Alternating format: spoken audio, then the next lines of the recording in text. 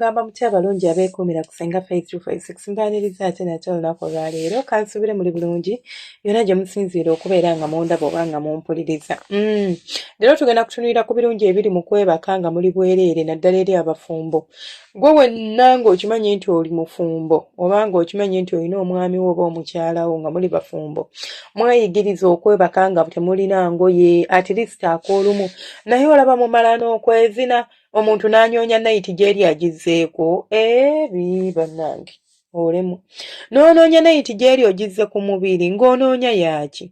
Ekisookera ddala ky'olina okubeera ng'omanya buli we weebaka n'omuntu nga temwambadde mubiri ku mubiri oba gwe tuyita skin to skin, kiyina engeri gye kikuyambako okusynchronizinga nervous system yo. Nabagamba mu abasajja simanyi abakazi, nervous system yetuyamba mu nsonga z'okukuuma omuyimo oba okubeera nga turegulatinga sexual feelings zaffe.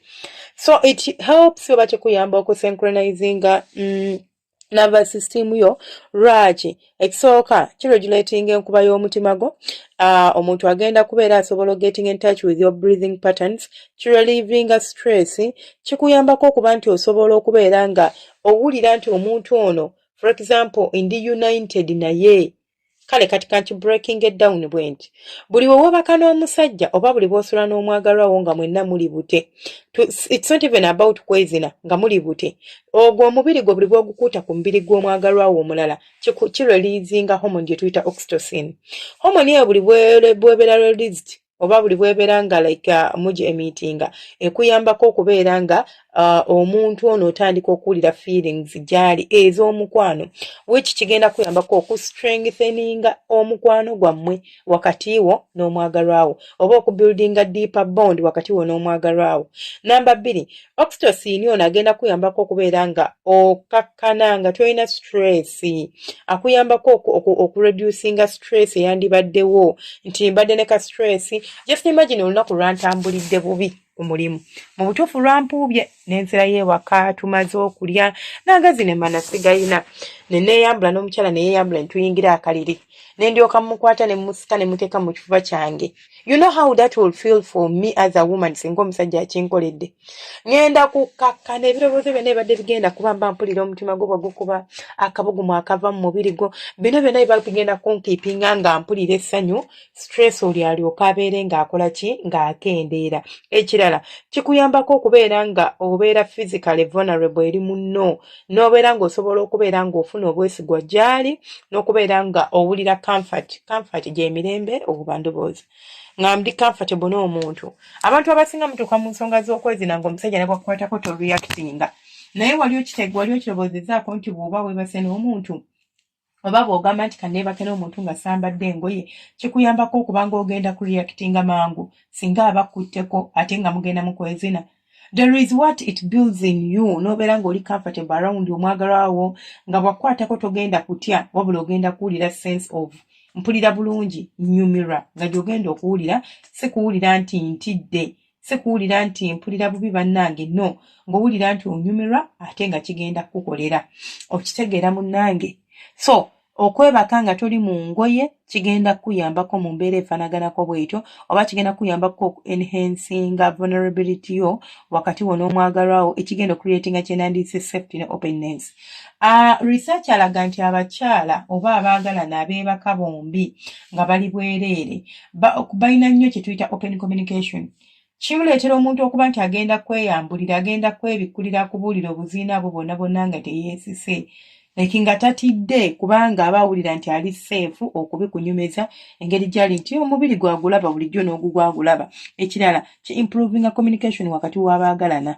There is a way it makes you feel easy. Emotions zo ng'osobola zicontrollinga n'okubeera ng'osobola okukakkana ng'oyogera n'omwagalwawo. Kinamba mubadde muyina ekyasobye. Imagine mugenze mbulire mwena muli bute. Olowooza omuntu agenda sigala ng'akyakunyiigidde era ddala ajja kukakkana mwogere. Kabugumu kali eri akakuvaamu, akawulira enzisayo, omutima gw'engeri gye gukubaamu, byonna aba abiwulira. Okitegeera? Kigenda nakuyambako okuba nti nno ennyombo ze mubeera nazo mufuna engeri gye muzisolovinga because of the oxytocin being released, you are happy, mbadde munyiivu. But weneebaseko n'omuntu akabugumu ako ne kannyingira n'akange ne kamuyingira, akakkanye kati awo tugenda kulaba engeri gye twogera ku bintu nga tetuleekaanye naye nga ki ekituyambye kusula nga tetulina ngoye. Mulekerawo okwambala engoye buli ssaawa at least omulundi gumu mu wiiki musule nga muli bwereere, mugende munaabe, mukomewo mwesiige ka oyiro, omwami wo musiigako ka oyiro akarelaxinga nerves oba akakkakkanya emisuwa n'ebinywa, muyingire akaliri nga muli bute nga bwe mwazaalibwa. Bingi ebirala tujja kubiraba. Ekirala ky'olina okubeera ng'omanya abaagalana abasula obwereere kikuyambako okubeera nga mugenda kwezina nnyo, kyongeza mukisa gw'okwezina. Buli bw'obeera ng'obeera mu buliri ng'obeera mu ngoye, emikisa gy'okwezina gikendeera, agogo ge mazima. Emikisa gy'okwezina gikola kigamba nti singa emikisa gy'okwezina gikendeera. Lwaki? Kubanga obeera nnyo ng'oli bwereere. Kati buli bw'embeera nga ndi bwereere emikisa gyeyongera, jjukira tuli mu buliri, neebasa omusajja aba ali awo nankoonako ekikira ne nkiwulira, ngenda owulira nga amasanze gampitamu.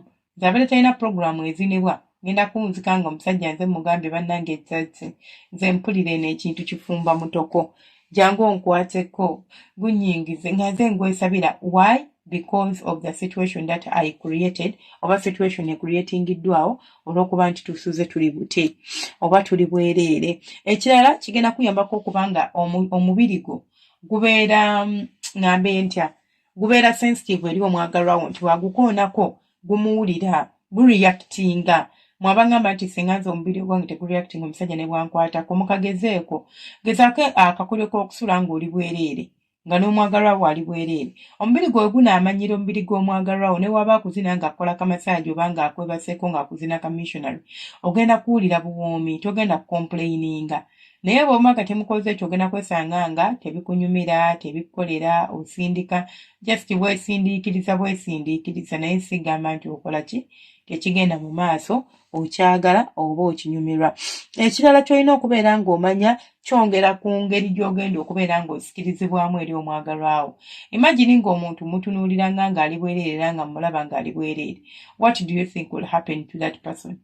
Ogenda kwesanga nti nsikirizibwa okubeera nga like I get more attracted to you, kubanga nniinza okuba bulijjo sikwetegerezanga bulungi kulaba nti olina amabeere amanene, bulijjo sikwetegerezanga kulaba nti olina enfuli, bulijjo sikwetegereza kati wano ngenda kufuna opportunity.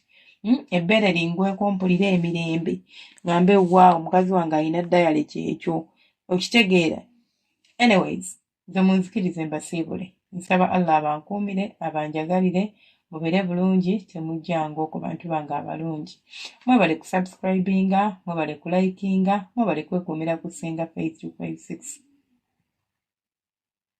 Mwebale kwekuumira ku Senga Faith 256. Nsaba Allah abampeera ebisinga obulungi. Ate ne kyatulina channel endala eyitibwa Story Hub Uganda, tekikugaana kuyitayo kubeera nga munnange okwebera ku busitory bwaffe obw'ekikulu. Tuteekayo busitory obw'ekikulu mu myaka. Mubeere bulungi, weraba.